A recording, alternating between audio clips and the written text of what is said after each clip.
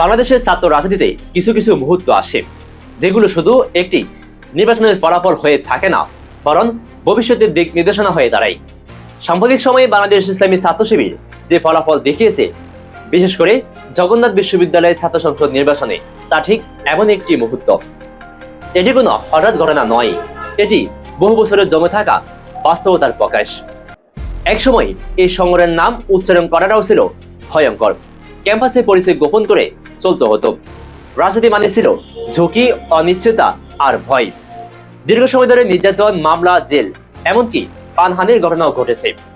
অনেকে ভেবেছিল এত কিছুর পর এই সংগঠন আর ঘুরে দাঁড়াতে পারবে না, কিন্তু বাস্তবতা দেখালো ভয় দিয়ে আদর্শকে মুছে ফেলা যায় না।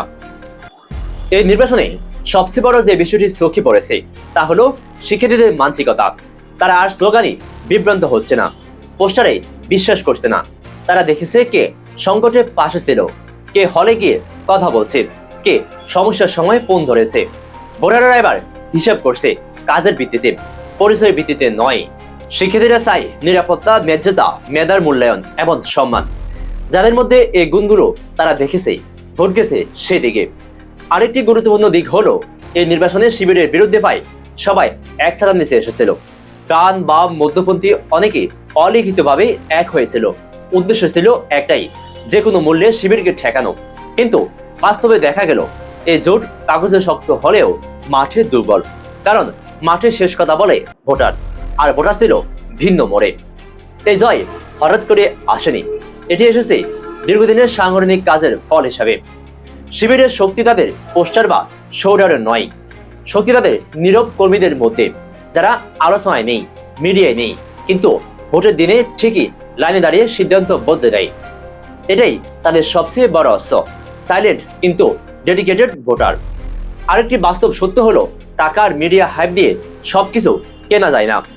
অনেক দল ভেবেছিল বড় বাজেট, বড় প্রচারণা, এরা দেখেছে কে ত্যাগ করছে, কে সুবিধার রাজনীতি করেছে। এই ফলাফল শুধু জগন্নাথ বিশ্ববিদ্যালয়ের মধ্যে সীমাবদ্ধ নয়, এটি একটি স্পষ্ট বার্তা। এই নির্বাচনের আরেকটি দিক হলো আত্মসম্মান ফিরে পাওয়া। যারা একসময় নিজেদের পরিচয় বলতে ভয় পেত, তারা প্রকাশ্যে বিজয়ের মিছিল করেছে।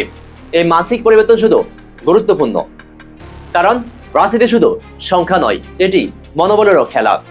সব মিলিয়ে বলা যায় এই জয় কোনো দুর্ঘটনা নয়, এটি একটি প্রক্রিয়ার ফল। যারা এটাকে হালকাভাবে নেবে তারা ভুল করবে, আর যারা এই বার্তা বুঝে নিজেদের কৌশল ঠিক করবে তারা সামনে এগোবে। শেষ কথায় একটাই, বাংলাদেশের ছাত্র রাজনীতিতে একটি নতুন অধ্যায় শুরু হয়েছে। এখানে শিক্ষার্থীরা দেখিয়ে দিয়েছে তারা কি চায় এবং কি চায় না।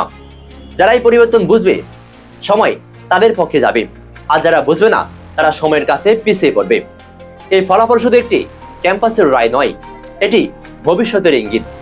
এখন দেখার বিষয় কে ইঙ্গিত পরে এগোতে পারে, আর কে পরে থেকেও পরে থাকে। দর্শক, আপনার মূল্যবান মন্তব্য কমেন্টের ঘরে জানান। আর এই চ্যানেলে নতুন হয়ে থাকলে সাবস্ক্রাইব করে আমাদের সাথে থাকুন। ধন্যবাদ।